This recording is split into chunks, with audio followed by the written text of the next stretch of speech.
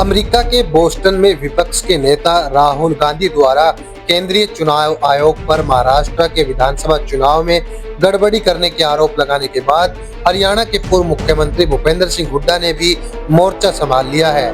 राहुल गांधी का बयान आने के तुरंत बाद भूपेंद्र हुड्डा ने कहा कि केवल महाराष्ट्र में नहीं बल्कि हरियाणा में भी चुनाव आयोग ने गड़बड़ी की और कांग्रेस को हरवाने का काम किया, जबकि कांग्रेस सत्ता में आ रही थी। गड़बड़ियों को खत्म करने के लिए ही हम चुनाव बैलेट पेपर से कराने की मांग कर रहे हैं। राहुल गांधी के 2 दिवसीय अमेरिकी दौरे पर रोहतक के कांग्रेस सांसद दीपेंद्र सिंह हुड्डा भी उनके साथ गए हुए हैं। बोस्टन में उन्होंने कहा कि महाराष्ट्र में शाम 5:30 से 7:30 के बीच 65 लाख वोट कैसे पड़ गए, इसकी जांच करने को कोई तैयार नहीं है। यह पूरी तरह साफ है कि भारतीय चुनाव आयोग समझौता कर चुका है, इस सिस्टम में कुछ गड़बड़ी है।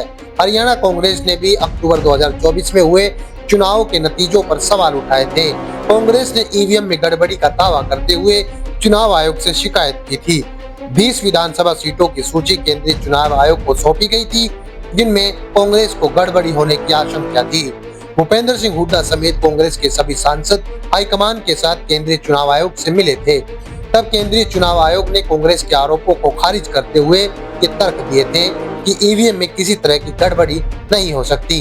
पूर्व मुख्यमंत्री भूपेंद्र सिंह हुड्डा ने सोमवार को कहा था कि यह अजीब है कि जिन मशीनों में 99% बैटरी चार्ज रही, उनकी सीटों पर कांग्रेस उम्मीदवार हारे हैं। 60 से 70% बैटरी चार्ज वाली मशीन वे हैं जिन पर कांग्रेस उम्मीदवार जीते हैं।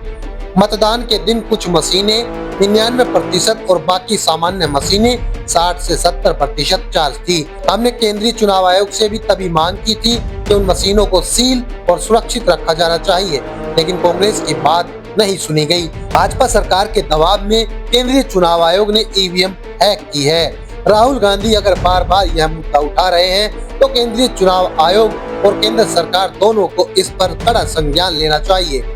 इस खबर में इतना ही। ऐसी ही और खबरों के लिए देखते रहिए फैक्ट रिपोर्ट इंडिया।